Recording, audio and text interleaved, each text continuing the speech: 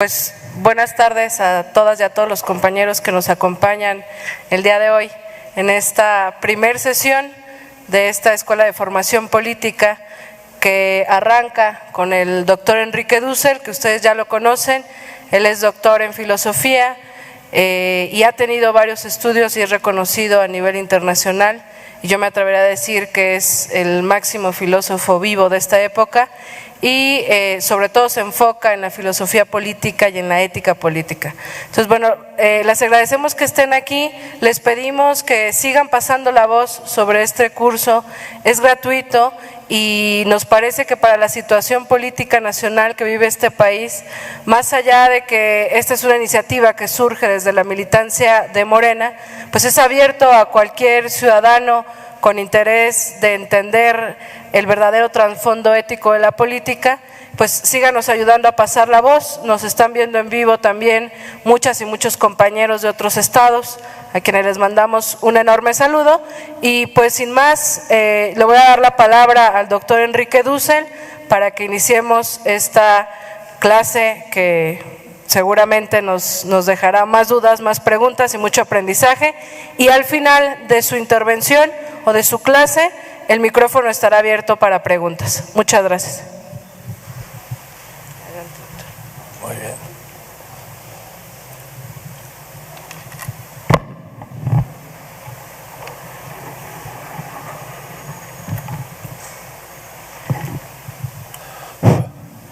Bueno,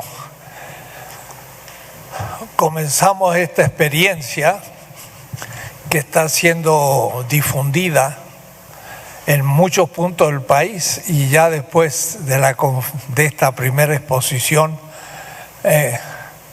Juan Carlos nos va a dar un poco la comunicación de cómo va la audiencia en el país. Hay por ahora unos 1.200 personas inscriptas, pero yo espero que haya 1.200 grupos de personas que escuchen y así entonces realmente llegamos a todo el país.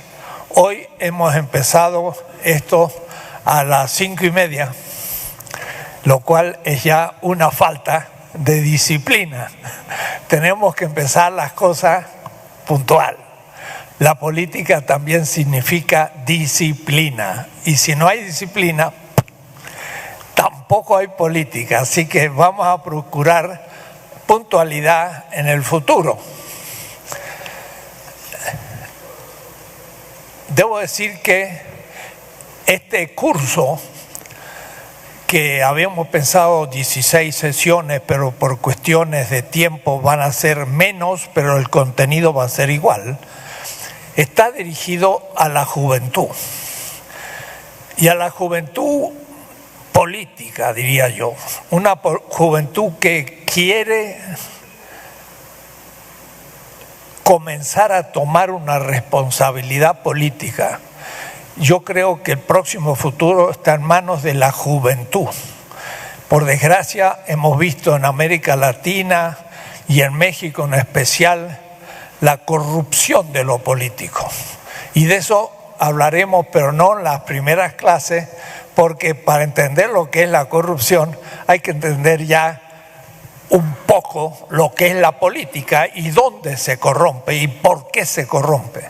Pero hemos llegado a extremos, ya límites. Miren lo que ha pasado en Brasil, donde los senadores de un Congreso Nacional como el brasileño, de los cuales el 60% está acusado de corrupción por haberse entrometido en recibir algún tipo de participación ilícita en el caso del Petrobras, que es nuestro Pemex en Brasil. O es decir, el 60% de los senadores están siendo en este momento objeto del Poder Judicial, acusados de ser culpables. Y ellos destituyen a una presidenta que realmente no ha cometido ningún tipo de crimen, ni ningún tipo de corrupción, sino que ha procedido administrativamente para que un fondo que se iba a perder en una distribución del presupuesto se utilizara en otro. Y todos están de acuerdo que eso no puede ser condenado. Sin embargo, como tienen mayoría, la han destituido. Es un caso extremo de corrupción, que los corruptos destituyen a una presidenta que en la juventud participó en un movimiento en la que ofreció hasta su vida. Al tener 19 años, entró en la guerrilla, fue torturada y llegó a ser presidenta con una línea clara ética y es destituida por los corruptos. Hemos llegado a la culminación de la inversión de la política. Pero esto no solo ahí, la Argentina está pasando lo mismo, está pasando lo mismo en partes en Venezuela, y no hablemos de México porque ustedes ya lo saben, y entonces es muy importante a la juventud que se ponga a pensar qué es la política. Porque si la política se corrompe por naturaleza, entonces la gente decente y honesta pues no se va a meter en política. Pero entonces, ¿quiénes se meten en política? Los corruptos. Y después lo sufren los que dijeron, no me meto en la política porque es corrupta. Es decir, es un falso argumento. Habría que decir, está corrupta, bueno, el que tiene pretensión de honestidad tendría que participar para limpiarla. Pero si no lo hacemos, hay consecuencias. Miren, hoy en el diario sale la deuda de México en este momento es el 51% del PIB. O es decir, todo lo que producimos un año, la mitad no alcanza para pagar la deuda. Deuda que a su vez ha ido en gran parte al bolsillo de políticos que han sacado el dinero y lo han puesto en Estados Unidos, porque sale mucho más de México hacia las cuentas privadas de mexicanos en Estados Unidos que la deuda del Estado. Quiere decir que no solamente el Estado se puede corromper, no podemos corromper los ciudadanos porque ya no guardamos en el país el ahorro, sino que lo ponemos en otro país que utiliza nuestros ahorros para sus beneficios y aún contra nosotros, porque también después miren las cosas cómo funcionan. O es decir, la situación es muy grave, pero yo pienso, y por eso la finalidad de este curso, que lo más grave es que los partidos políticos y los políticos no se sientan un poco a pensar ¿qué es la política? ¿Qué significa la política? ¿Por qué yo debo comprometerme a nivel político? Y sobre todo de jóvenes que pueden tener una vocación política para dedicarse como militantes de un partido. Y muchos de los que nos están escuchando en el país son juventud de Morena que tienen una cierta vocación de política. Es a ellos a los que vamos dirigidos. Vamos a pensar. No es frecuente, no hay muchos cursos de política y casi ninguno en los partidos políticos. O es decir, los representantes adhieren a un partido por simpatía, por similitud de su pensamiento con otros, pero no realmente porque se haya tenido una teoría a la que uno pueda adherir y ser consecuente en la praxis.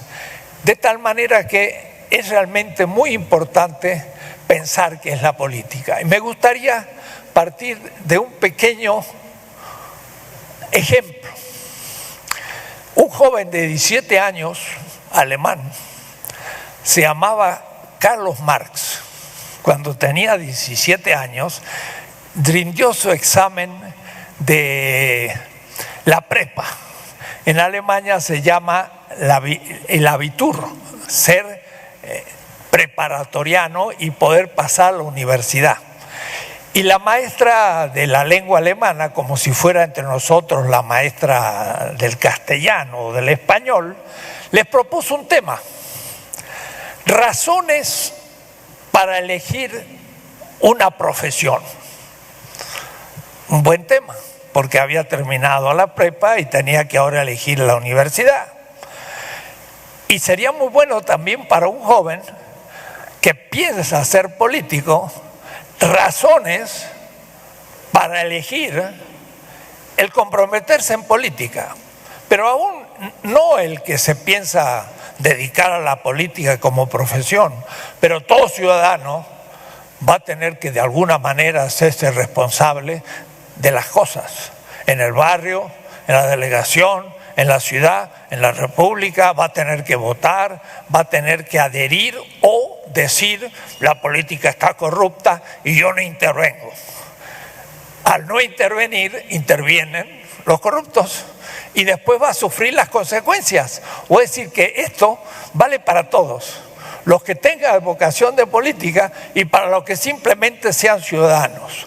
Y miren qué interesante, el joven de 17 años, que llegó a ser una personalidad mundialmente conocida, miles de millones de personas han leído su obra y se han transformado por su lectura, Carlos Marx, da las razones por las que quiere elegir una profesión.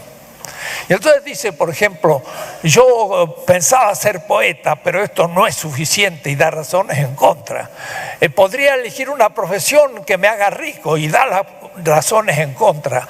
Podría elegir una profesión en la que yo tuviera la ciencia y la técnica, y destruye. Y al fin elige una. Dice: debo elegir la profesión. Miren lo que pone ese joven: una profesión que haga el mayor número de personas felices. Esa es una razón para elegir una profesión. Interesante el joven de 17 años. Elegir una profesión en la que yo pueda hacer felices a mucha gente. No solamente yo y mi familia, sino a mucha gente. Esa sería una vocación fuerte. Y yo pienso que va a ser la vocación de política. El que tenga la vocación de ser un ciudadano o ser un representante algún día, o político porque es de la juventud de un partido, o simplemente porque es juventud. Este curso también va a estar abierto a otros jóvenes que escuchen, que no sean de un partido, sino que quieran informarse. Pues es una buena razón para elegir una profesión, pero más que eso, para dedicar la vida en aquella función que yo hiciera feliz al mayor número de gente. Vean ustedes, eso parece simple, pero no es tan simple. Para hacer feliz a un grupo de gente hay que cumplir con sus necesidades. No tiene que tener hambre, tiene que tener vestido, tiene que tener una casa, tiene que tener educación, tiene que tener los bienes, pero no solamente los bienes objetivos, los tiene que poder vivir, y viviéndolo ser feliz. Esa sería la razón, y lo voy a explicar muy lentamente, por la que alguien podría elegir ser político. Mira, hay mucha gente que se mete en política para enriquecerse, y ese es el problema. Cuando llega al lugar, pues corta el queso y se guarda para sí, porque lo que intentó fue la riqueza, o aún el encumbramiento de su persona, que los aplaudan, o el ejercer el poder como un líder que todo el mundo admire. Todo eso son cosas secundarias. Tendría que tener un objetivo: hacer feliz a la mayor cantidad de gente. En México más del 50% está debajo de la línea de pobreza de un gran economista que se llama Amartya Sen, el cual mide una línea en la que una persona es pobre si no tiene ciertos bienes necesarios. Bueno, Por ejemplo, en Bolivia tenía 30% de pobres y ahora tiene 15%. En Bolivia hay menos pobres, pero en México, en el último sexenio, y ahora se ha seguido, se pasó de 40% a 45% y estamos con un 50% de pobres. Vamos aumentando, pero la pobreza, o es decir, pareciera que los políticos no se ocupan de la felicidad del pueblo, sino, por desgracia, de su propio bolsillo. Entonces, hay que tener muy claro esto al comienzo de estudiar qué es la política, porque cuando el sistema se corrompe, y sobre todo se corrompe también el sistema jurídico, o es decir, los jueces, o es decir, en el caso de Brasil, los senadores que juzgan a la presidenta. Cuando la propia justicia se corrompe, es como cuando una persona le da el SIDA. El SIDA es un sistema inmunológico. Cuando hay una enfermedad, actúa el sistema inmunológico y mata a la enfermedad y uno sigue bien. Pero si alguien me ataca al sistema inmunológico, cuando me ataca una enfermedad, ya no tengo yo respuesta porque mi sistema defensivo, que es el inmunológico, está enfermo. ¿Y quién va a salvar al sistema inmunológico? Nadie. No hay un sistema inmunológico de un sistema inmunológico. No hay. ¿Qué le pasa a esa sociedad? Entra en una crisis espantosa. Y eso es lo que nos está pasando. El Poder Judicial mismo, que debía castigar a los corruptos, está corrompido. ¿Se acuerdan de aquella película La Ley de Herodes? La Ley de Herodes es una clase de política extraordinaria. Y también la que últimamente se ha dado como película. Sería bueno tomarla en el curso y hacer una discusión teórica sobre la dictadura perfecta, que es otro tipo de corrupción. Bien, empecemos entonces y quiero que ustedes se hagan cargo de la pregunta: ¿qué es la política? ¿En qué consiste la política? Parece algo muy simple, pero es una cosa muy compleja y hay que tenerlo muy claro para poder empezar a cumplir con esa función. Mire, un gran líder y mexicano dice: la política es un noble oficio. Al decir un noble, significa que es un oficio ético, es un oficio propio del ser humano, honesto, no es corrupto. Pero eso es ya una visión positiva y casi ideal de la política. Voy a hablar primero de lo que la política debería ser. Y es, en algunos casos, en los buenos políticos. En el caso de que no sea lo que debería ser, vamos a tener un criterio ya para poder empezar a juzgar la mala política. Entonces hay que pensar despacito, porque por lo general la televisión y las redes y todo dan mucha noticia, pero no se queda uno a pensar despacio ciertos temas. Creo que la política no es solo un noble oficio. Yo creo que es todavía algo más. Yo diría, miren lo que voy a decir, un sagrado oficio. Porque ¿qué es algo superior a la felicidad de un pueblo? De que la gente se sienta realizada como comunidad. ¿Qué puede ser superior a eso? No hay nada. Es el último fin. Y eso es el fin absoluto. Porque debo ser feliz y realizarme. Pero tampoco me puedo yo realizar sin la realización de mi familia y sin la realización de mi sociedad.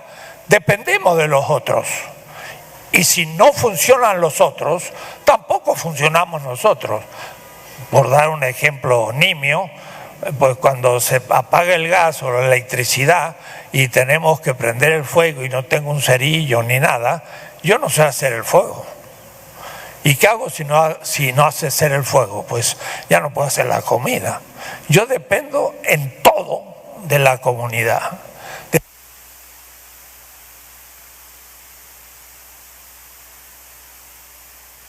¿Pasó algo? Tampoco sirve. A ver, este. Ay. De tal manera que el que una comunidad sea realizada es también el máximo bien de cada individuo. Por eso, de allá del sur, de Chiapas, nos viene una propuesta muy interesante, muy fuerte, que dice: para nosotros nada, para todos todo. Y ustedes dirán: ¡apa! Si para mí nada, que estoy mal entonces, porque dice nada para mí. No, nada para mí solo, pero en el todo, todo. Y yo soy parte del todo, y ahí voy a estar bien. O es decir, el que quiere tirar para su lado contra el todo, al fin lo termina mal, porque al fin es miembro de un país como el nuestro, que se va empobreciendo, que va perdiendo su historia, su dignidad, y que hasta invita a un señor como Trump, no sé para qué realmente, porque es un fascista y además un racista y además habla pésimo a nosotros, que le hemos dado, como dice alguien, un poco de oxígeno a su campaña. No nos hemos ayudado, o es decir, todavía nos denigramos invitando a una persona así. Bien, yo voy a dar algunas tesis, voy a llamarle, a partir de un pequeño libro. Entonces, este librito, me gusta que el próximo viernes lo tengan todos. Se llama 20 tesis de política. Lo tenemos en la página del curso. Esta es la página. Anótenla en la computadora. Escuela Ometoksin, que dijimos en el viernes pasado o el anterior, que fue un heroico estudiante de la escuela de Tlatelolco en el siglo XVI, que se levantó contra los españoles y que fue ultimado por la Inquisición. Un joven que se jugó políticamente por su pueblo conquistado y que fue hasta la muerte. Por eso lo hemos tomado en el nombre de la escuela. Escuela Ome significa 2, Toksin, el número sagrado, y después gmail.com. Ahí tienen el libro. Quiere decir que cuesta 100 pesos por ahí en siglo XXI. Es fácil conseguirlo. Si lo quieren tener como librito, lo compran. Y si no, lo bajan. Pero me gustaría que la próxima clase lo tengan aquí. ¿Por qué? Porque yo voy a ir leyendo de ese libro algunas tesis que ustedes van a poder leer al mismo tiempo y las voy a ir comentando para que ustedes tengan ya un recuerdo de lo que estamos hablando en el librito. Y entonces ya casi no hay necesidad mucho de tomar apunte porque ya lo tenemos escrito. Después vamos a ver otras bibliografías, porque el político también debe formarse leyendo ciertas cosas. No podemos solamente escuchar, porque escuchando captamos, sí, y por eso que se explica. Pero a veces hay que retirarse un poquito en el silencio, lo cual no es fácil, de la casa o de una biblioteca pública donde ustedes puedan, y leer lentamente, subrayando, pensando, para que la cosa vaya entrando. Y bien, empecemos entonces la primera tesis y la tesis 2. Vamos a empezar a pensar.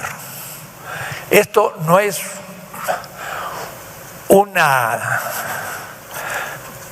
discurso encendido.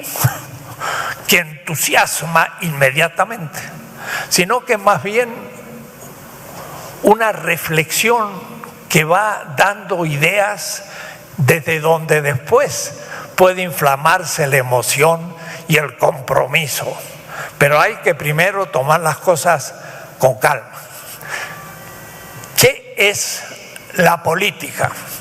Esto sería bueno, ya que si se forman grupos en las delegaciones y los que están escuchando esto en su internet lo discuten en grupo, podrían preguntarse y yo podría perder o aprovechar media hora diciendo: ¿qué piensas tú que es la política? ¿Qué piensas tú que es la política? Y preguntándole a ustedes, y verían cuántas respuestas distintas habría. No puedo hacer eso porque tenemos poco tiempo.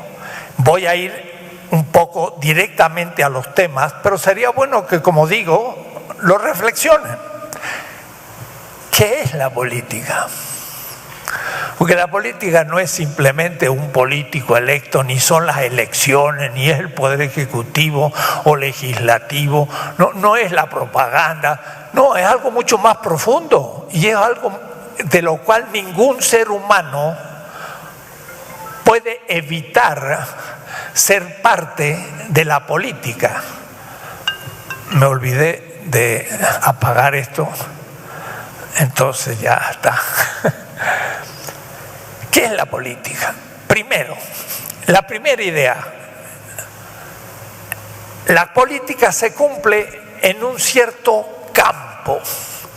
Mire lo que les digo. La gente dice el campo político.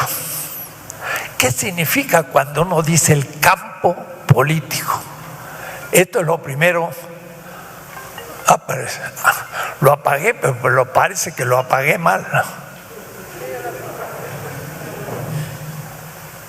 A ver si lo apagué bien. Es importante porque debemos entender que la política no es toda la existencia humana, ni todas las actividades, es una, pero muy importante. Entonces yo quiero, en primer lugar, que entendamos esta palabra, campo político. Y el campo es de muchos tipos. Puede haber un campo económico, un campo político, distintos campos donde existimos, donde cumplimos nuestras acciones. Lo voy a representar como si fuera un círculo, pero un círculo en perspectiva, como el disco que se pone en el aparato de discos. Entonces, un campo sería esto, el campo, por ejemplo, político, pero habría otro campo, por ejemplo, que fuera el campo económico, o habría otro campo que sería el campo cultural. Campo, voy a explicarlo. Esos campos son como atravesados por cada uno de nosotros, o es decir, lo atravesamos como de esta manera, como una aguja que atraviesa 3 círculos. Esa flecha soy yo, cada uno de nosotros es un sujeto.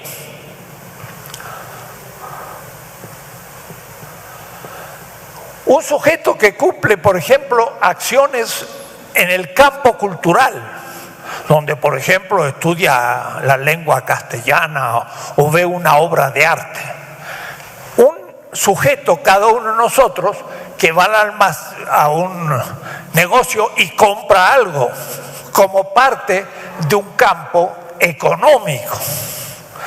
O un sujeto, cada uno de nosotros, que va y elige un gobernante en un día de elecciones políticas. En ese caso es un sujeto en el campo político. Son distintos campos. El campo político es uno de los campos de la existencia humana y nosotros estamos habituados a vivir en los distintos campos y sabemos manejarnos. Si por ejemplo ahora estamos en una clase, bueno, ustedes están escuchando, después habrá preguntas, discusión, pero estamos en un campo educativo, si les parece. Pero si estuviéramos en un campo estético de danza, un baile, no estarían tan sentados, sino estarían danzando, como miembros de un campo de diversión. Pero hay que saber comportarse, porque si alguien aquí se pone a bailar ahora, le van a decir, bueno, tu acción no tiene sentido, porque estamos en una clase y no en una clase de danza. Entonces, cada campo tiene una lógica, tiene un lenguaje, tiene instituciones, y la política es un campo. Ese campo se dan en la vida cotidiana. Y los niños muchas veces no se dan cuenta de que hay distintos campos, y entonces están en un campo, por ejemplo, ahora sentadito un niño de 8 meses que está ahí, nuestro más joven escucha y está muy calladito y no llora ni nada. Pero si fuera un poco más grande, quizás diría, ¿qué están haciendo esta gente todas sentadas? Pero si fuera a un lugar donde hubiese danza, empezaría a danzar. Pero si se pone a danzar acá, todos le dirían, no, eso no se hace. Y el pobre no sabe cómo se debe comportar en cada campo. El niño está inseguro de cómo se moviliza cada campo. Bien, los campos son cotidianos, y el campo político es uno de ellos, del que vamos a hablar en todo este curso. Y vamos a preguntarnos qué acontece en ese campo político en el que cada uno de ustedes, somos sujetos, pero cumpliendo una función distinta. En el campo político yo soy elector o elegido, pongamos, pero en el campo económico yo soy comprador o vendedor. En el campo cultural yo soy lector o productor de un texto. Distintas funciones. ¿Cuáles son las funciones del campo político? Primera idea, la política es un campo, y en esto hay mucha bibliografía, y ustedes leerán poca indicación bibliográfica, pero es fácil ir a ver mucho más. Pero un campo no es lo mismo que un sistema. Un sistema es en cada campo una estructura especial. No es lo mismo el sistema político liberal que un sistema socialista político, o mejor, no es lo mismo un sistema capitalista económico que un sistema, por ejemplo, socialista. Es decir, en un campo puede haber distintos sistemas. Tendremos que preguntarnos en su momento en qué sistema político estamos y cuál es la historia de ese campo y cómo funciona para poder entrar a jugar en él. El campo de un sistema mexicano político no es igual que el norteamericano o que el de Kenia, y son muy distintos, y hay que saber cómo funciona cada uno y cuál es su historia. Entonces, una cosa es el campo y otra cosa es un sistema, y vamos a tener que ir viendo todos estos aspectos posteriormente. ¿Qué es lo que, voy a usar esa palabra ambigua, qué es lo que tiñe, o es decir, qué es lo que le da color, como si fuera el color rojo que estoy usando? ¿Qué es lo que colorea al campo político? ¿Qué es lo que lo tiñe? O es decir, ¿qué es lo que lo determina como político al campo político, que no es el campo económico, que no es el campo cultural, que no es el campo deportivo también, y campo de esparcimiento? Hay muchos campos. ¿Qué es lo que lo distingue? Bien, voy a responder avanzándome, y esto sería bueno que se discuta. Lo que tiñe el campo político es el ejercicio del poder. Claro, político, pero como todavía no he seguido, voy a hablar solo del poder. Y el poder, entonces, va ahora a ser el objeto del comienzo de este curso. ¿Qué es el poder? Porque ahí se cifra todo. Si yo doy una cierta definición, descripción equivocada, y esa descripción equivocada no es que me lo den en una clase, me lo dan en la práctica, que va un diputado con su portafolio, y viene un joven detrás que es su secretario, y entonces es un aprendiz de político y viene atrás. No es lo mismo si ese miembro del partido, un diputado, está vestido con la última moda de un traje que cuesta $1.000.000, que si está vestido como un obrero, no es lo mismo.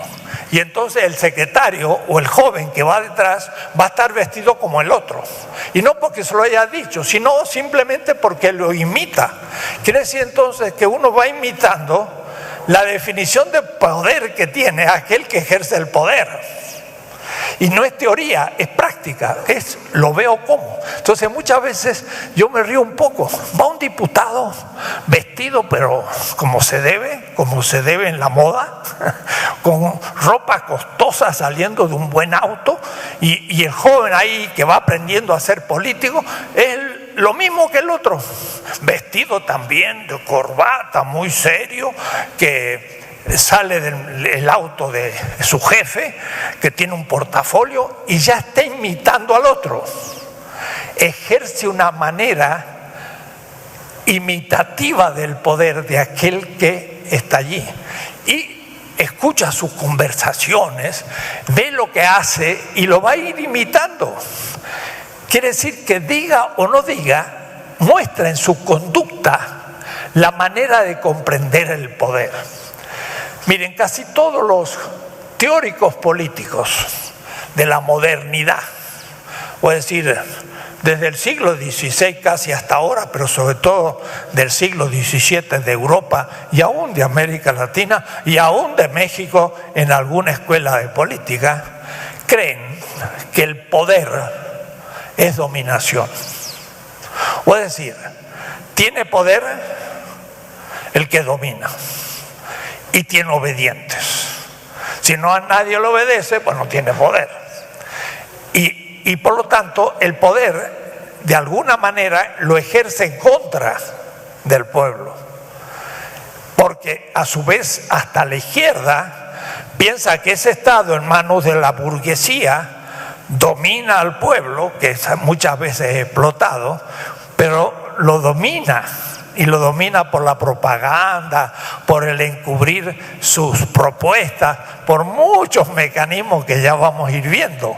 O es decir, se entiende que el ejercicio del poder es una cierta dominación ante obedientes. Poder es dominación ante obedientes. Esta es la definición del más grande sociólogo hoy en boga, gran científico alemán, se llama Max Weber. Lo apunto no para que se recuerden, pero por ponerlo. Max Weber. Max Weber dice que el poder es una dominación legítima ante obedientes. Si hay gente que me obedece, yo tengo poder. Con una definición así, la política no puede ser un noble oficio, porque entonces la política es dominación. Y esa es la visión corriente de la política. Es alguien que tiene poder, que llega a su escritorio de presidente municipal y entonces golpea la puerta, la mesa, y dice: yo soy aquí el presidente y yo soy el poder. Y entonces la gente tiene que respetarlo y tratarlo como en la ley de Herodes, ¿se acuerdan? Esa ley de Herodes es todo un tratado. ¿Se acuerdan que el presidente municipal, nadie le hacía caso, ni la jefa del prostíbulo, ni nadie? El pobre estaba con un complejo de inferioridad. Entonces fue a ver a su maestro de política. No sé si se acuerdan la película. ¿Cuántos han visto la película? Bueno, casi todos. Y se acuerdan entonces que el maestro de política le dice: lo que hay que hacer como presidente, hay que cumplir con la Constitución. Y le da un libro enorme, ¿no? Y el otro agarra el libro y dice: ¿qué será esto? Porque ni la había leído, pero lo pone abajo el brazo. Pero dice: con esto no hago nada. Y entonces se le ocurre y le dice a su maestro de política: bueno, está bien, hay que hacer cumplir la Constitución, de la cual ni tenía idea, pero ¿cómo hago para que la cumplan? ¿Se acuerdan lo que hace? Abre el escritorio y saca un revólver y se lo da. Y aquel pobre presidente municipal, que nunca había agarrado un revólver, medio miedoso lo agarra, se lo pone en la cintura y le dice: hasta luego, y se va. Y entonces dice: ¿qué me dijo este hombre? No entendí nada. Me dio una Constitución que no conozco y el revólver que no sé manejar. Y se volvió al pueblo. ¿Se acuerdan? Y vino la jefa del prostíbulo y lo trató como siempre: hijo de no sé cuánto, y ta. Y entonces él, siempre humillado, dijo: hacha, tengo revólver. Sacó el revólver, ¡pum!, un tiro al aire. La señora dijo: hacha, ahora hay que respetarlo. Empezó a ejercer el poder como dominación. Eso es lo que le había dicho el maestro de política. Y con el revólver, hermano, empezó ahora a todo el mundo ponerlo a su disposición y a cobrar por todo, y se enriqueció y se corrompió, y sigue la película. Es una concepción del poder como dominación.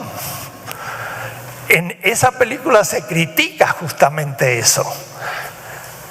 No, me gustaría hacer una descripción de lo que es el poder, y esto es fundamental.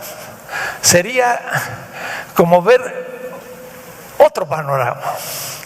Y esto no viene del sur, de los pueblos originarios, en este caso maya. De Chiapas nos viene una expresión que es la siguiente.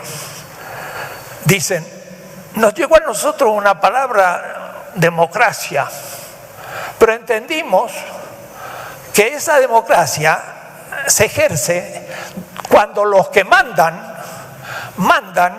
mandando.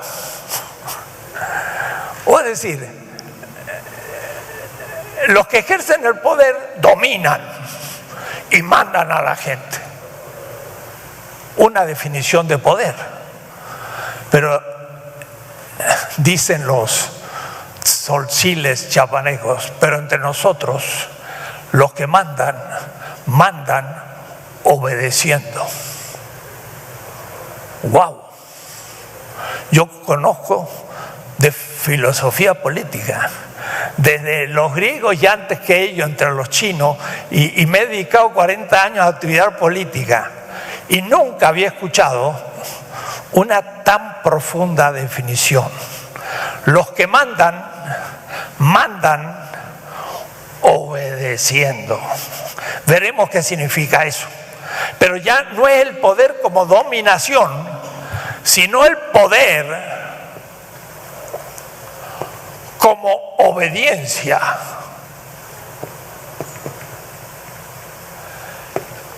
Y entonces el que llega a la mesa de su presidencia municipal ya no golpea la mesa y dice: yo soy el presidente, sino que abre la puerta y le dice a la gente: ¿qué necesitan? Hay que ser obediente a lo que la gente necesita, porque el poder es responder a lo que la gente necesita. Y ahí sí, la gente enseguida dice: hacha, este sí, este es uno de los míos, en este hombre yo confío, en esta mujer, porque no viene a enriquecerse, no viene a mandar, viene a decir, compañeros, yo estoy aquí para servirles. Y recordando la frase de Marx, para que sean felices. No yo, ustedes y yo con ustedes. Pero no yo solo, sino con ustedes. Entonces de pronto entendí que era una nueva definición del poder teórica, de validez universal.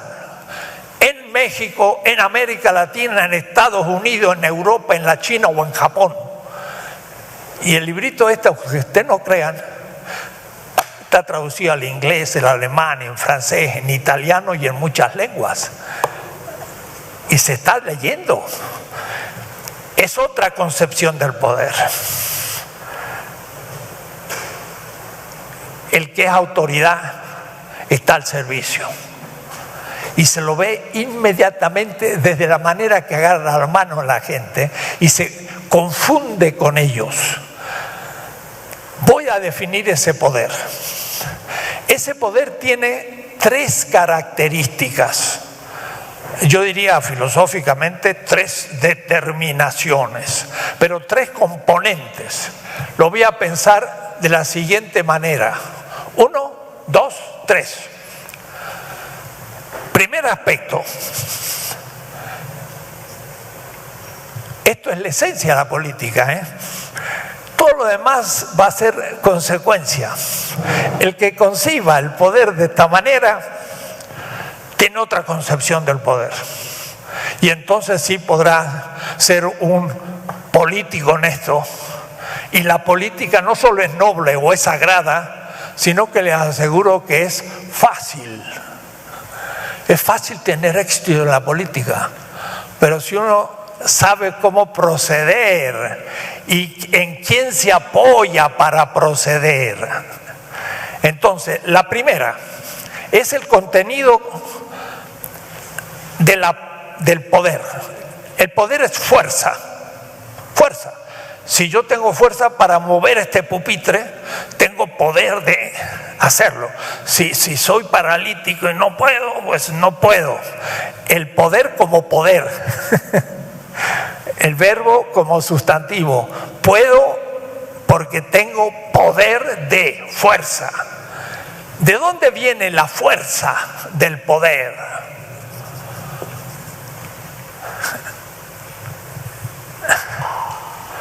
Viene de lo que voy a llamar voluntad de vida.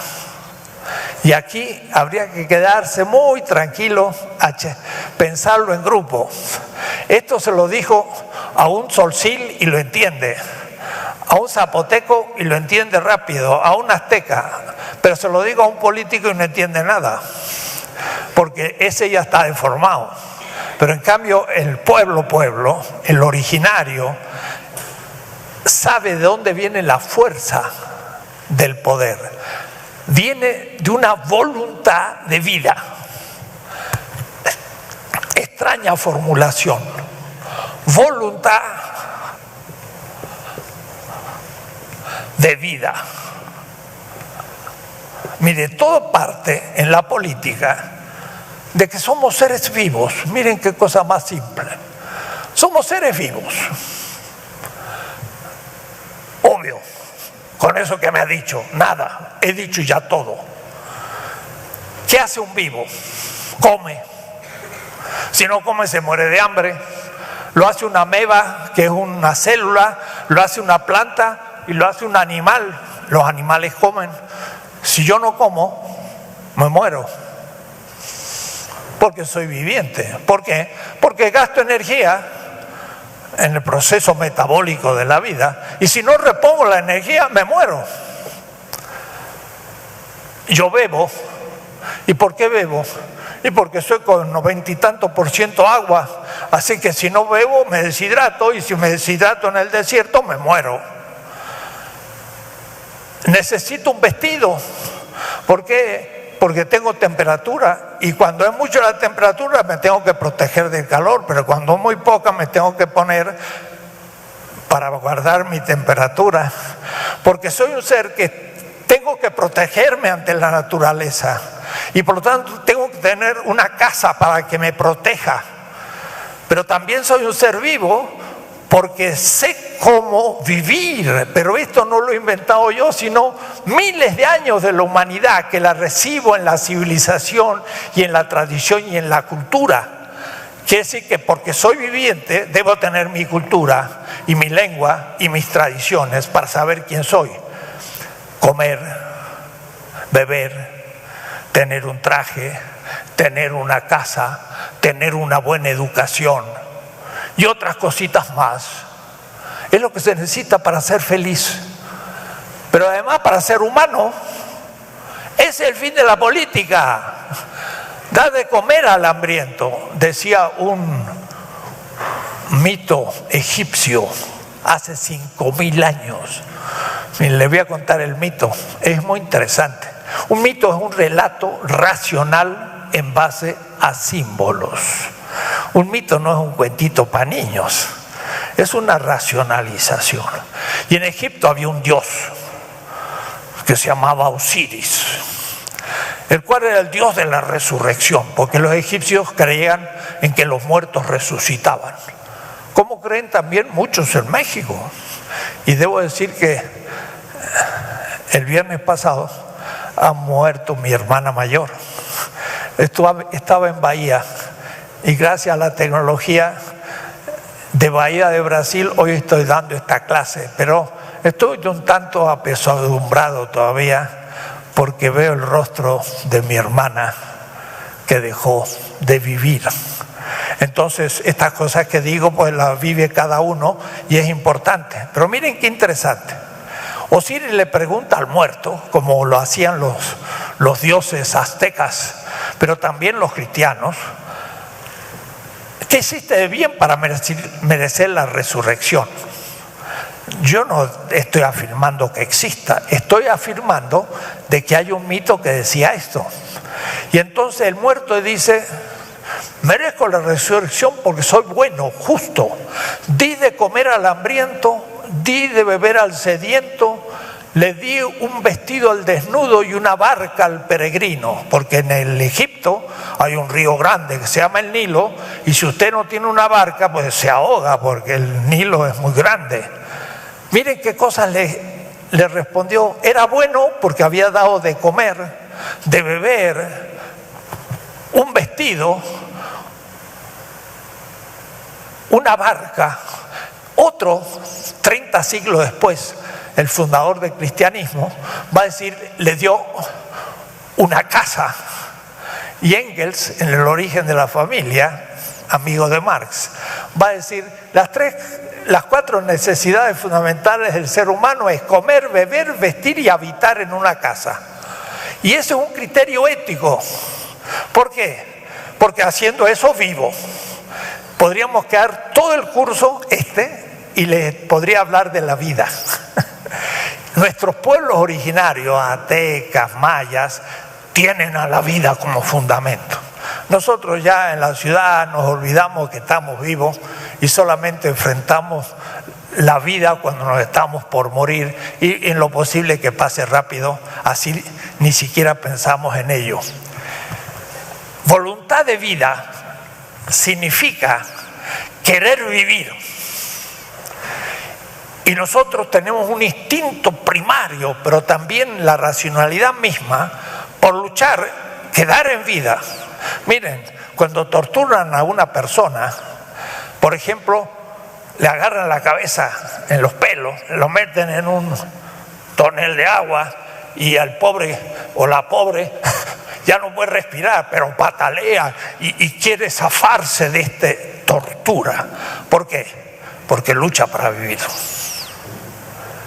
O decir, no nos dejamos morir tan rápido. El poder como fuerza es la fuerza del vivir de una comunidad política. Eso es lo que le da la fuerza. Miren, por ejemplo, Irak, un país con la mitad de habitantes de México. el poderoso país de Estados Unidos, con un ejército gigantesco de 150,000 soldados, entró una aviación terrible y después de 2 semanas ocuparon Irak y Bush llegó a Bagdad y dijo: hemos vencido. Hace 5 años. Y ahora están saliendo como un perro con la cola entre las patas, vencidos. ¿Qué pasó? No pudieron vencer a un pobre pueblo, a un pueblito que es la mitad de México. ¿Qué pasó? El ejército más grande de la tierra no pudo vencerlos. Tenían voluntad de vida. Y cuando un pueblo tiene voluntad de vida, no lo pueden hacer desaparecer. Y se rompieron los dientes los norteamericanos en Irak. ¿No es así? Y ahora quieren ver cómo salir, porque ya han armado tantos líos que ya no saben qué hacer. Ese es un pueblo que tiene voluntad de vivir. ¿Se entiende algo? Esa es la fuerza del poder. Pero entonces no es el gobernante, ni el Estado, ni nada. La sede del poder es el pueblo. Como dice la Constitución en el artículo 39, pero no porque lo diga la Constitución, sino porque es la realidad. El pueblo es la sede del poder. Esto es todo el curso. Y lo que vamos a ver es cómo eso se cumple. Es decir, que la sede del poder es el pueblo. Y la primer determinación de un pueblo es tener una voluntad de vida. Cuando un pueblo pierde la voluntad de vida y se acostumbra a ser dominado, es un pueblo que hay que despertar. Está dormido. Y que no duerma demasiado, porque puede desaparecer.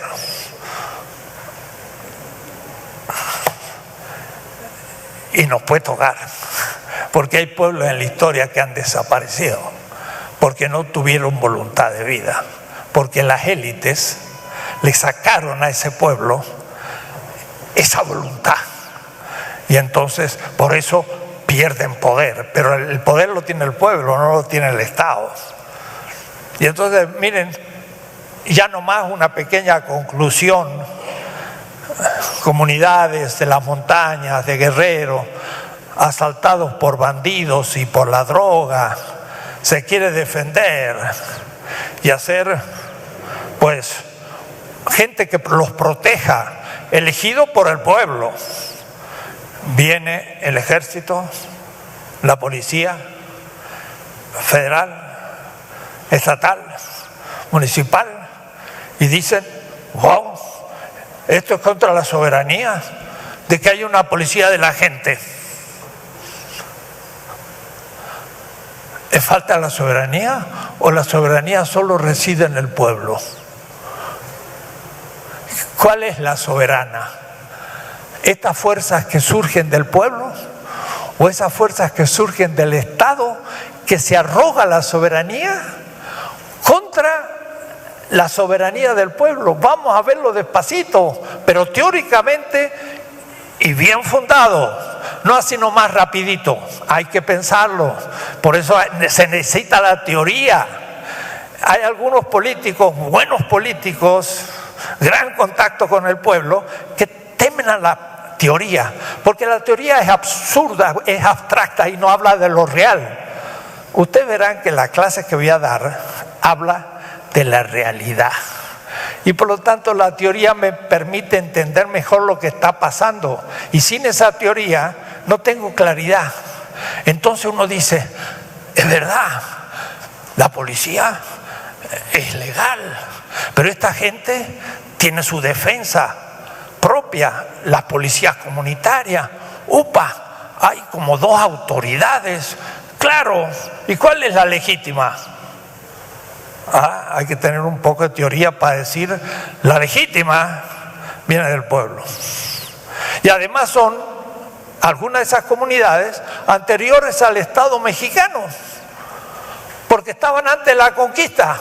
porque eran pueblos originarios a los que los españoles conquistaron, así que estaban antes del Estado, estaban antes de los ejércitos y antes de los policías, ya estaban ahí las comunidades. Entonces, miren, ustedes van a ver, la teoría no es pura teoría, es comprensión de lo real. Primer aspecto, entonces, el poder es la voluntad de vida de un pueblo. Y cuando esa voluntad no se ejerce, porque el pueblo está confundido por la propaganda, la televisión, tantas noticias contradictorias, y al fin no sabe lo que pasa. Y entonces dice, no, yo no voto porque todos están podridos y como la política está corrompida, yo no me meto en política. ¡Apa! No te metes en política, entonces la vas a sufrir. Y después vas a ser más pobre y vas a decir, soy más pobre, pero ¿por qué eres más pobre? Y porque no te metiste en política. Tendrías que haber apoyado a los honestos. Tenemos que formar una generación honesta que gobierne en favor de la felicidad de un pueblo. No son palabritas, son conductas que el político tiene que adoptar como contenido de su vida.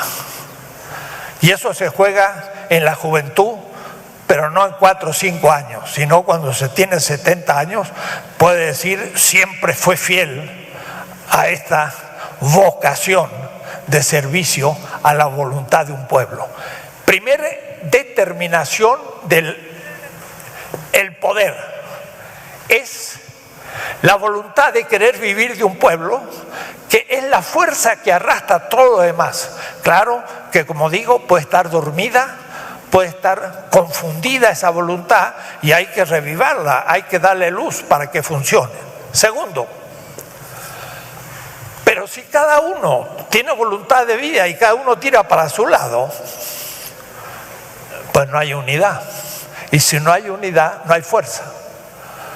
Dicen los chinos, si en medio de una calle hay una piedra grande y hay que sacarla porque no se puede pasar, pero le ponen sogas para sacarlo y cada uno tira para su lado, la piedra sigue en el medio, porque la fuerza de uno contradice la de otro. Hay que ponerse de acuerdo.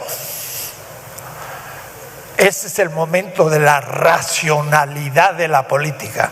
La política no es emoción solo. Sí, es voluntad, es querer, es amor, es comprometerse, pero es racionalidad. ¿Qué significa? Discutamos un poco. ¿Queremos sacar la piedra? ¿Para qué lado? Bueno, para este lado. No, yo no, porque aquí tengo mi casa, no puedo. Bueno, entonces la sacamos para acá. Discutimos, nos ponemos de acuerdo. Y ahora todos tiramos y sacamos la piedra y la ponemos ahí. El acuerdo es el momento racional de la política. Es el consenso.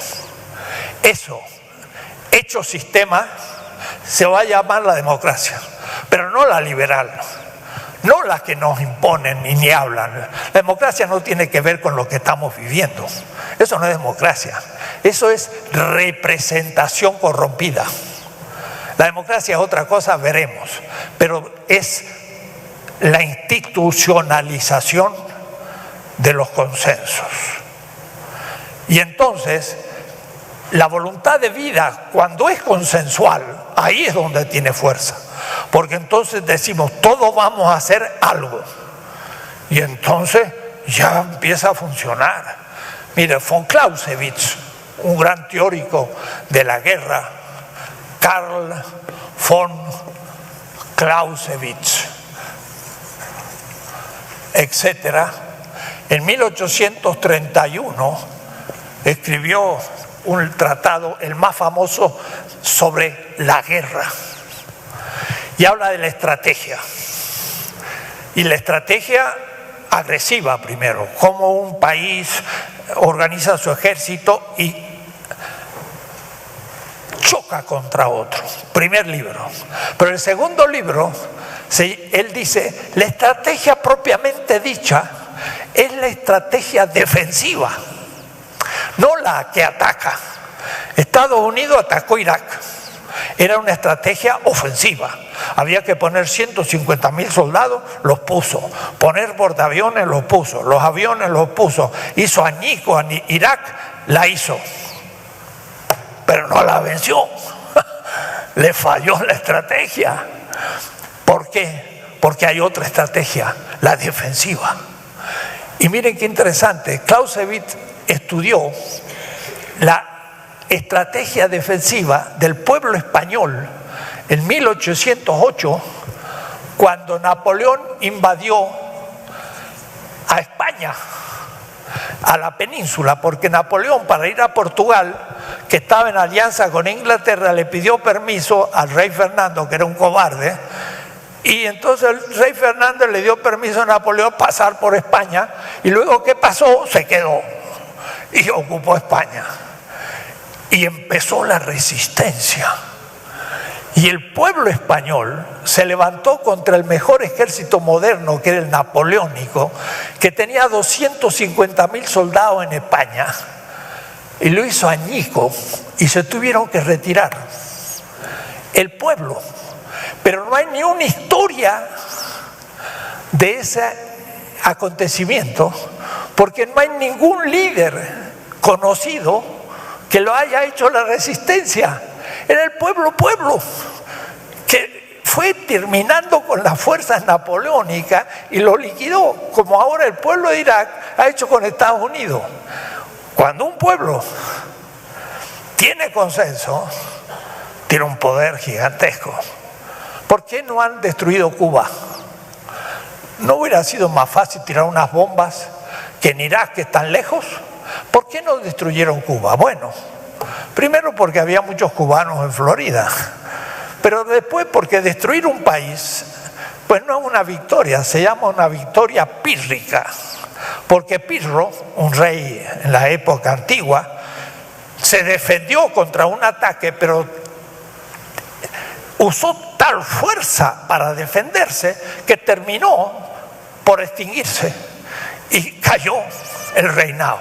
Eso se llama una victoria pírrica. Bueno, hubiera sido eso entrar en Cuba, porque cada manzana de Cuba iba a ser defendida por el pueblo, iba a ser una carnicería y una gran, matanza también de soldados americanos. No atacaron Cuba, había el consenso de defenderse. Entonces, segunda constitución del poder, el consenso del pueblo. Claro, un pueblo dividido pierde poder, y si yo lo divido, menos. Y si yo opongo entre ellos y creo enemistades, el pueblo termina por luchar entre sí en una guerra civil y no logra salir de donde está. Tiene que haber voluntad de vida más consenso, y el consenso se gana con razones. Es un momento racional de la política, de la negociación, pero no puras negociaciones maquiavélicas en favor de un grupo o en favor de un salario que ganan los representantes, como nos ha pasado con la izquierda en México, que al fin vendieron la izquierda por ocupar puestos, y por eso el surgimiento de un movimiento de regeneración, a ver si empezamos de nuevo de otra manera, porque los anteriores, bien que se corrompieron, tomando tajadas del poder y distribuyéndose salarios y cuestiones secundarias, migajas que caían de la mesa de los poderosos, y se acabó la oposición en México. Tercero, pero tiene que ser factible, y esto sí que es la esencia estratégica de la política. No se puede hacer algo imposible. Claro, es lógico, ¿no? Si yo me doy la cabeza contra la pared y le pego, voy a terminar rompiendo la cabeza y no voy a romper la pared. ¿Por qué? Porque no es posible romper la pared con la pura cabeza. Puedo romper la pared con la cabeza, pero echando un pico, y entonces tiro la pared abajo. Eso sí es factible, pero con mi propia cabeza no es factible. Lo factible es lo posible. Pero cuidado, Algunos creen que la política es hacer solo lo posible sin la afirmación de la vida y sin el consenso del pueblo. Entonces, pura factibilidad, negociación. ¿Para qué? Para tener el poder, para ejercer el poder. ¿Y para qué ejerce el poder? Para ejercerlo, si es que soy limpio, o para enriquecerme si soy sucio.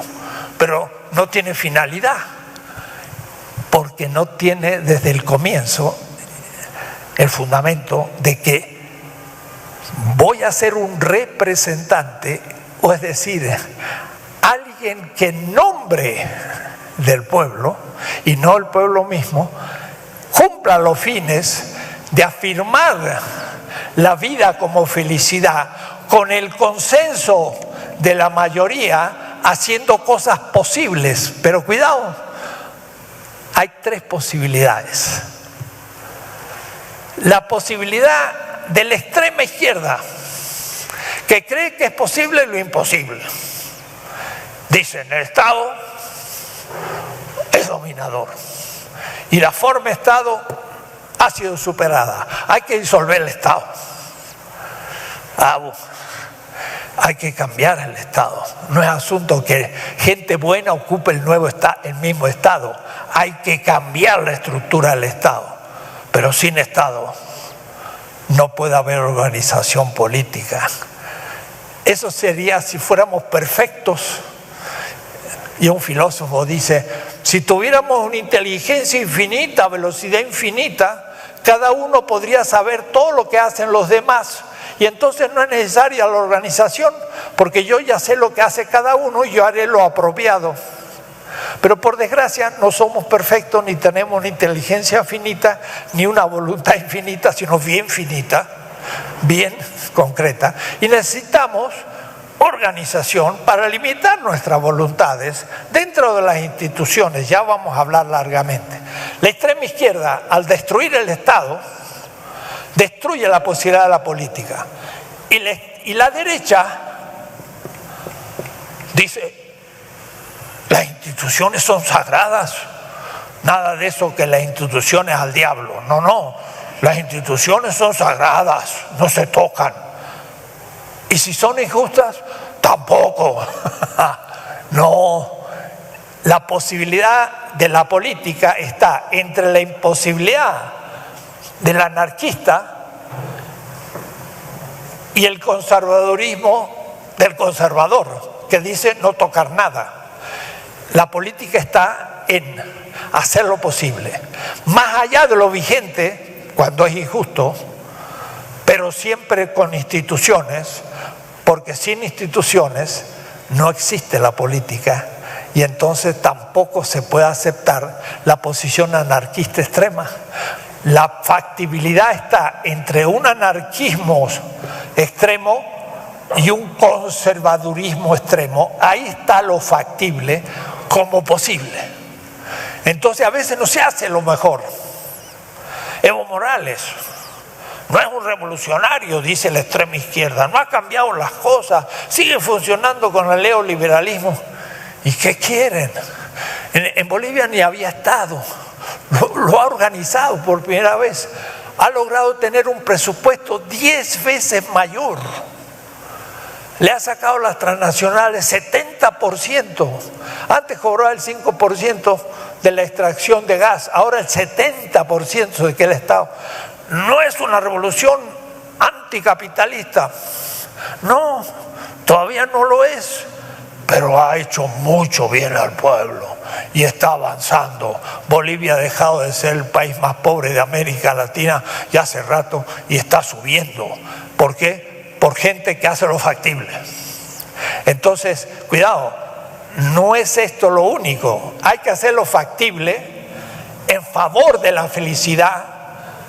Y esto tiene un nivel económico, tiene un nivel cultural que hay que atacar. Y también siempre desde el consenso, que vamos a ver que es el tema de la participación. Pero no una participación así nomás, voluntaria y politizada. Una participación institucional que no existe. Entonces, eso supone otro tipo de Estado. Entonces habrá que pensar como posibilidad un cambio de la definición de poder, de política y de Estado moderno.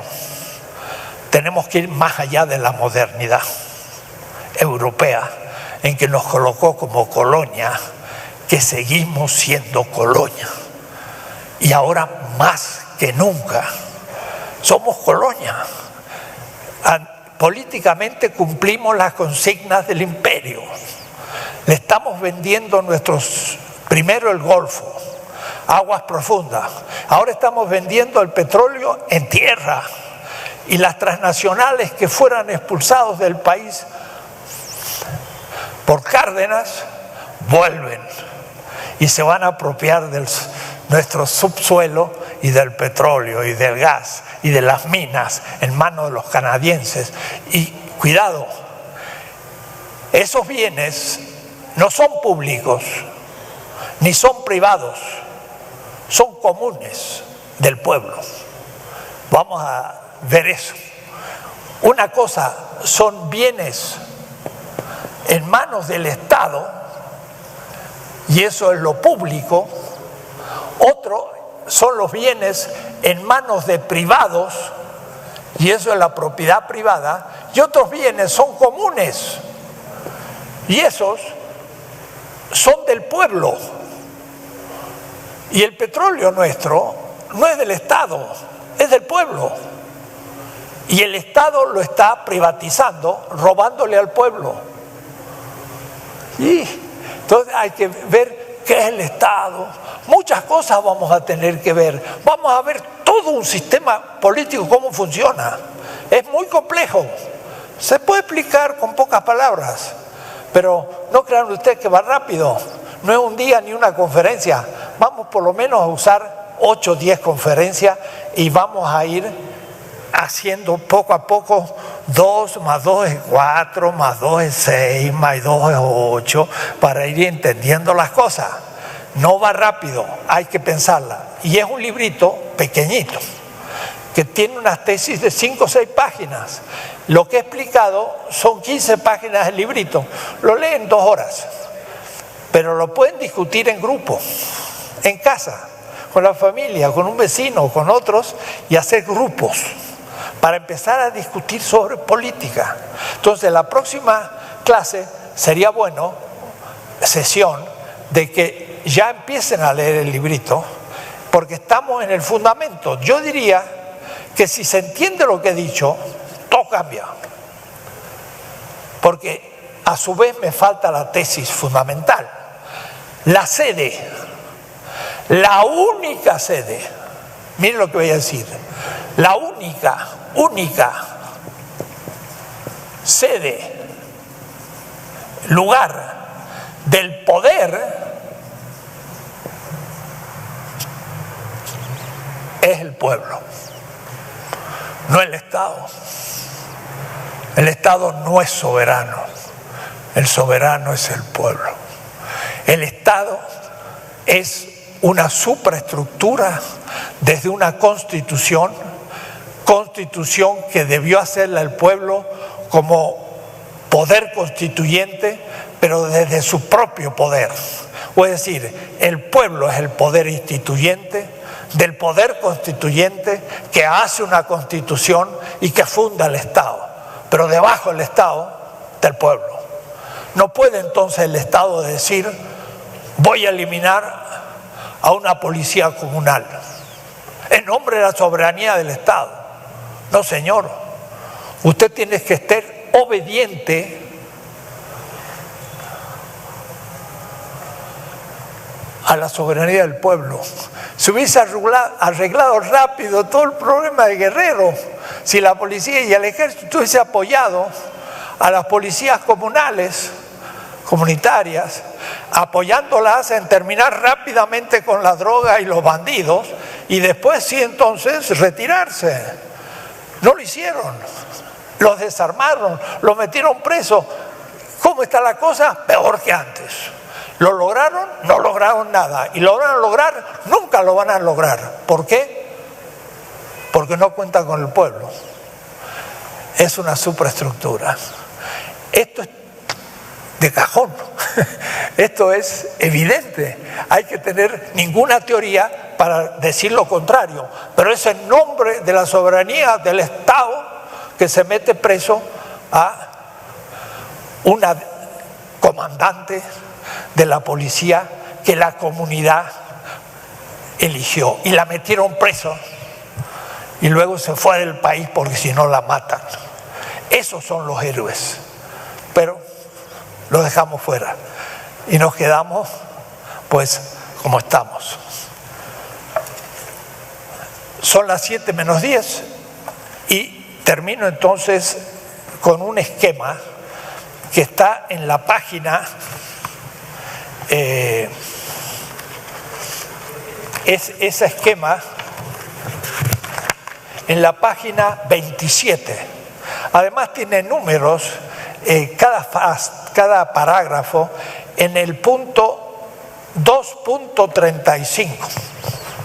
En el 2.35 de la página 27 hago un esquema que hay que tener, o un diagrama que hay que tener presente en todo el curso. Todo parte entonces ahora desde el pueblo, que por ahora voy a llamar comunidad política. Pueblo lo precisaré más adelante. La comunidad política es el actor colectivo de la política. Los individuos actúan dentro de la comunidad política y esta es la única sede del poder. Por lo tanto, el poder no se toma. Vamos a tomar el poder. No, no lo puede tomar. Es el pueblo el poder. Lo tiene el pueblo. Usted puede debilitar el poder del pueblo o acrecentar y luego hacer un poder como dominación ante la debilidad del poder del pueblo. Pero lo que ha tomado no es el poder. La Revolución Francesa tomó la Bastilla, que era una prisión. Sí, se tomó una institución, pero no se puede tomar el poder. El poder reside en el pueblo y el único que tiene el poder es el pueblo y no se puede tomar. Se da en el pueblo o se debilita, pero ahí está el poder. A eso le voy a llamar de una manera técnica con una palabra latina, potentia. Pero piensen ustedes simplemente en potencia. 20 caballos de fuerza, la potencia de un motor. Bueno, ese es el poder, es la potencia. Como fuerza, pero también como posibilidad. Lo que está en potencia para llegar al acto. El pueblo es la única sede de la potencia. Esta va a crear instituciones y le voy a llamar potestas en latín, que es poder pero con otra palabra. Las instituciones, ya vamos a hablar cuáles, y el Estado es la mayor de todas. Si yo tengo una concepción del poder obediencial, el representante entonces tiene un poder delegado, no propio. El pueblo le delega su poder delegado, pero él debe estar atento a las necesidades del pueblo y por lo tanto obediente a esas necesidades. Si necesita algo, tengo que escuchar esa protesta y cumplirla. Entonces, el que ejerce el poder, ejerce, no el que tiene ni es la sede, ejerce representativamente el poder, es obediente a las necesidades. Eso sería la política como debiera ser. Como es muchas veces de facto o en buena parte. El que ejerce la institución, presidente, diputado, juez, policía, barrendero, o sea, hay muchas funciones. También el barrendero tiene autoridad porque es parte de la función. se crece desde el poder. Yo soy el Estado. Mire, en el archivo de Indias, que estaban todos los documentos de la colonia y de México, el rey de España, allá desde 1492, firmaba, y yo veía esas cartas y decía, qué bárbaro este.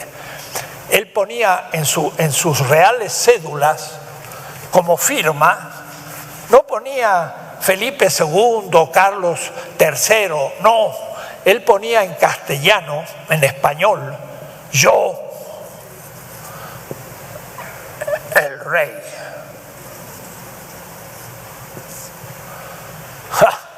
Y me llamaba la atención ese yo grande, era un yo de 3 centímetros.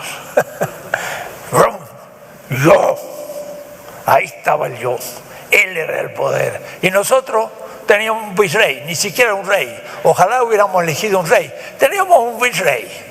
O es decir, un suplente del rey, éramos una mera colonia y lo seguimos siendo. Lo seguimos siendo. Hasta tenemos que invitar al candidato fascista para darle oxígeno en su campaña. Porque ¿para qué lo invitamos? Realmente, sí, sería bueno que se hunda.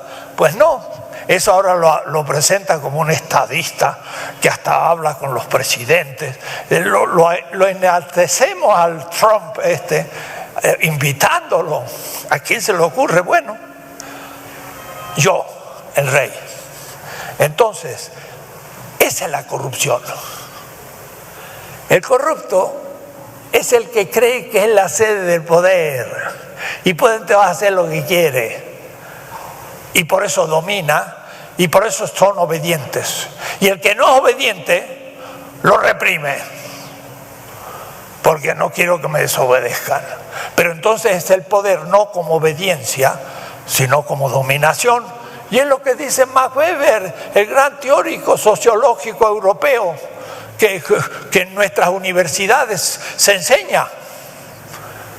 Como un gran maestro, son a veces medio suicidas, porque explicamos la doctrina de los que nos dominan como si fuera la realidad. Desen en cuenta ustedes también la política como teoría. Casi todo lo que se enseña de política en ciencias políticas y todo, es una política de la dominación. Con esa política no se va a ningún lado. Hay que tener una nueva política que surja. Y entonces, ese que se cree sede del poder, la sede está aquí ahora, yo soy el poder, no acá. Ahora domina y no es obediente. Y por eso, el que no me obedece, le aplico la ley.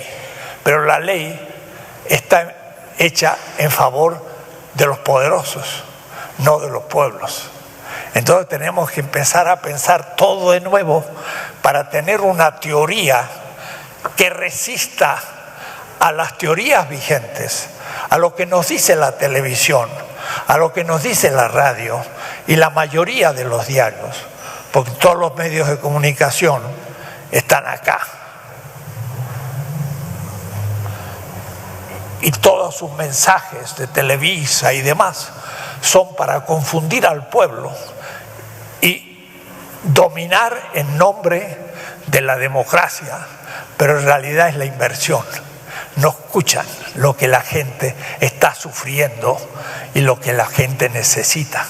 Entonces, tenemos que tener claras las ideas, los jóvenes que se quieran dedicar a esa noble, sagrada función que merece la entrega de la vida. Porque cuando sean viejos mirarán atrás y dirán, hice algo. La mayoría de la gente se muere y lo único que hizo fue vegetar. Ni siquiera pudo hacer cosas buenas y menos transformar las injusticias en felicidad de la gente. Son las 7 en punto y por desgracia hay que ser puntual porque este local va a ser ocupado para otras funciones. Pero empezamos el curso. Espero que la próxima seamos más puntuales, no los que llegaron puntuales, pero fueron tan pocos que casi no había nadie a las 5 y así no se nos achica el tiempo para poder dar más material. Juan Carlos, ¿por qué no vienes a dar algunas noticias, que es el encargado de la comunicación? Sí, pero justo antes recibimos preguntas en internet que quisieran los que están viendo la transmisión, que usted respondiera, por ejemplo, al concepto de qué es el pueblo. Preguntaron mucho. Si usted pudiera abundar un poco. Bueno,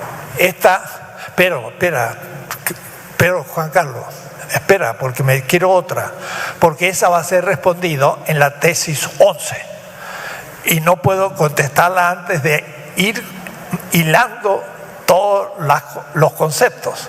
Es una categoría muy complicada, pueblo, y hay un gran debate sobre ella, entonces no puedo responder rápido ahora.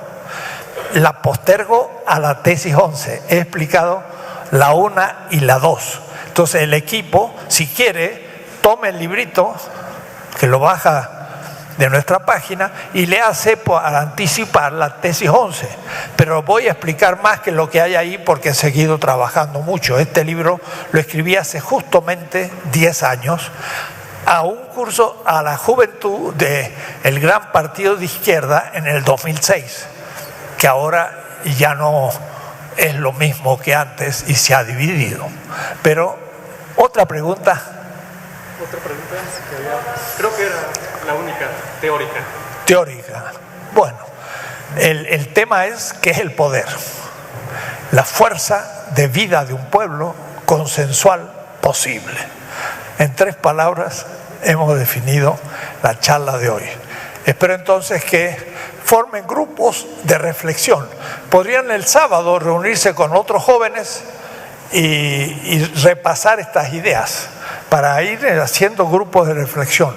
Mi idea sería, miren qué utopía, tener al fin de este curso 100.000 jóvenes, tantas como mesas que en su momento deban ir a la elección, pero no con gente ahí que se nombra a la veloz y que sea presente por un partido de regeneración en una elección del 18. No, militantes que sepan lo que están haciendo y que tengan no solo convencimientos sino ideas, y entonces tener 100.000 jóvenes que rehagan el país. 100.000 jóvenes rehacen el país. Habría que tenerlos, pero pocos creen en ellos, y también, debo decirlo, de Morena. Pocos en Morena creen en su juventud.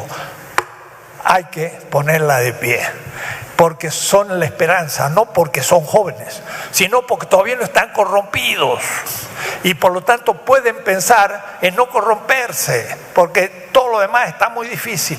El país anda mal y necesita una generación de héroes como los Hidalgo, pero se creen que eso es imposible, pero no es imposible para los jóvenes, es todavía posible. Terminamos entonces por hoy, creo. Bueno.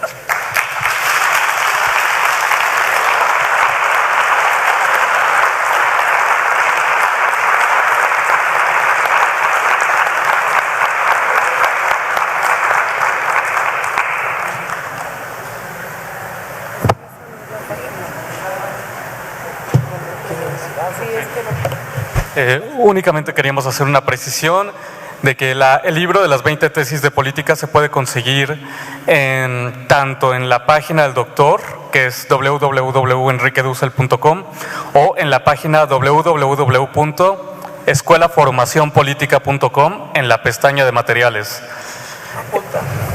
Todos los viernes, la cita es todos los viernes a las 5 de la tarde para la transmisión en vivo, pero pueden consultar los videos en cualquier horario que ustedes tengan tiempo para poder hacerlo. repito, a lo largo de la semana se les dará su nombre de usuario y contraseña para la plataforma. La plataforma es como tal muy intuitiva, se parece mucho a Facebook, pero es una plataforma educativa. Que más, al final del curso, bueno, haremos unas evaluaciones breves y se les entregará un reconocimiento. Reiteramos, refrendamos la invitación a que asistan aquí los que puedan hacerlo al Multiforo Tlalpan. Hay coffee break y bueno, que recuerde, eso es todo. Muchas gracias. ¿Sí es eso, verdad? Sí, exacto.